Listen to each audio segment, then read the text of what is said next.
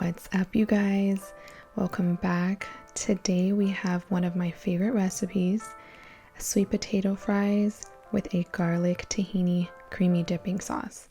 Now, this is one of my go-to dishes that is in rotation all the time, and I'm sure once you try it, it will be yours too, believe me. Let's get started. So preheat the oven to 425, and then we are going to need some parchment paper, because remember, no foil. And then we are going to put the parchment paper over our pans, and we are going to be using 3 pounds of sweet potatoes. So that's going to take up about 2 pans. This is the orange sweet potato that we're going to be using. You can use any other kind of sweet potato if you like, but this is the most common that you'll see around. And of course, we need to rinse them off and give them a nice little rub if you need to get all of the dirt off. Remember, these are tubers, so they were in the ground, so they could be a little dirty. So now we're just going to get to chopping. So you can cut these really however you'd like, but I like to cut mine in fries. You need to make sure that they are all the same size so that they cook evenly. And then you're going to lay them down on the parchment paper.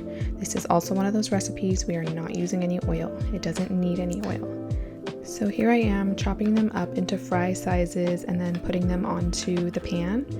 Now we are going to leave the skins on. Remember, these are organic, so we want to leave the skins on because they have a lot of vitamins and nutrients in them. Oh, and I just wanted to show you, this is my favorite sweet potato. It's called a Hannah sweet potato, but we're not using that one today. I just wanted to show you. So next up we have smoked paprika, and this is the star ingredient of this dish. You have to have it. And I'm not talking about regular paprika, this is smoked, okay? Next up we have garlic powder.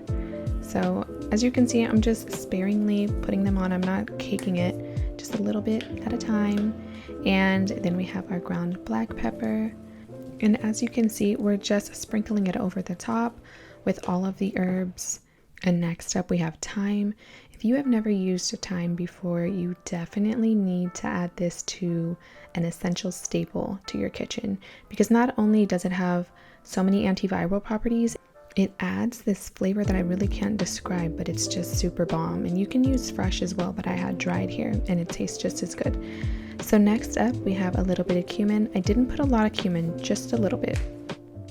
And then of course a little bit of sea salt all around. And then for those of you that like a little spice, we're going to add some red pepper, some cayenne, just as much as you'd like. Or you can omit this if you don't like any spice, but it adds a nice little touch. Next, we are going to put them into the preheated oven, 2 racks, and set the timer for 25 minutes.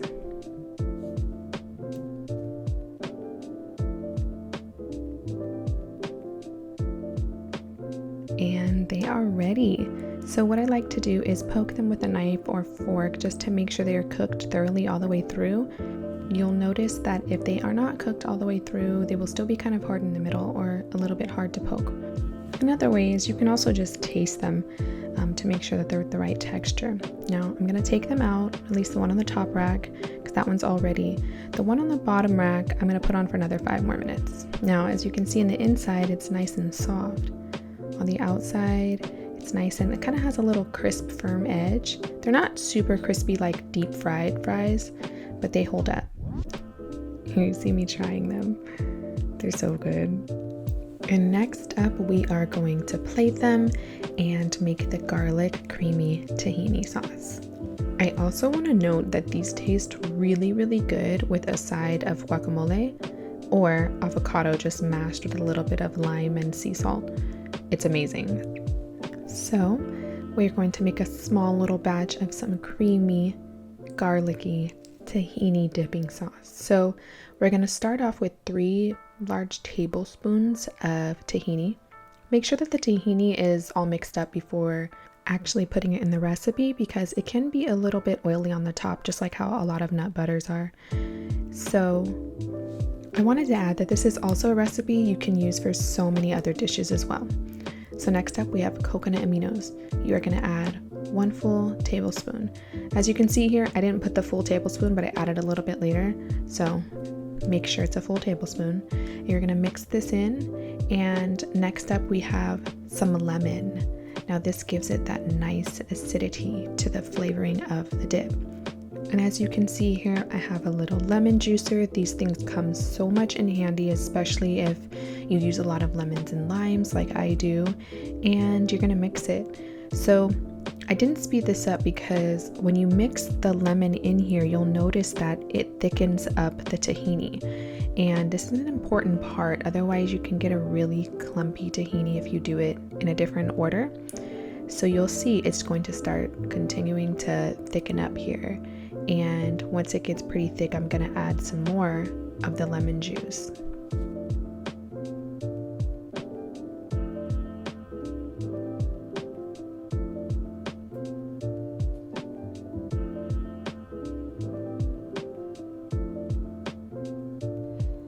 So as you can see here, I'm still stirring it up and waiting until it gets nice and pasty.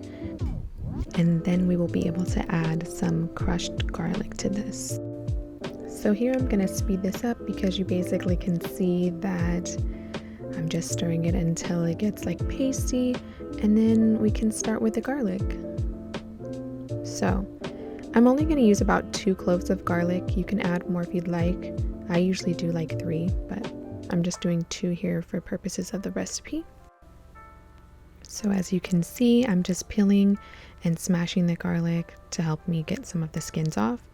And then I am going to use a garlic crusher to crush these. Now, if you don't have a garlic crusher, you definitely should invest in one because they are one of my favorite tools in the kitchen, especially because I use a lot of garlic. So as you can see, I'm putting one in here, making sure it fits, and then squeezing it, and all of the garlic just nicely crushes in there. And then I just put it into the recipe.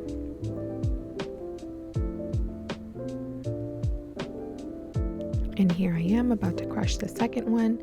I don't know if you know this, but by crushing the garlic or smashing it, it releases a lot of the natural oils and releases a compound called allicin, which is really good for high cholesterol, diabetes, and many other ailments. But that's why even when you're using garlic as a supplement, you want to make sure that you're chewing it or that it's crushed. But that's a whole nother topic for another day.